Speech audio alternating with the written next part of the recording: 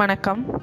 உங்கள் வாழ்வில் அதிர்ஷ்டம் நிலைத்திட இந்த வழிமுறைகளை முயற்சியுங்கள்.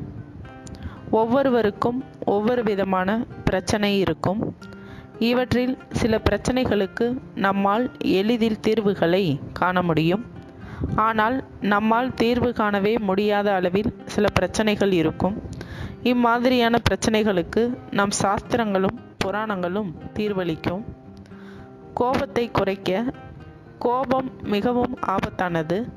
இந்த கோபத்தை குறைக்க இரவில் படுக்கும்போது கட்டிலுக்கு அடியில் அல்லது படுக்கைக்கு ஓரத்தில் காப்பர் பாத்திரத்தில் நீரை நிரப்பி வைக்க வேண்டும். மேலும் தலையணைக்கு அடியில் சிவப்பு சந்தன கட்டையை வைத்து தூங்குவதன் மூலமும் கோபம் தணியும். தைரியம் அதிகரிக்க. உங்களுக்கு எந்த ஒரு செயலையும் செய்ய தைரியம் இல்லையா?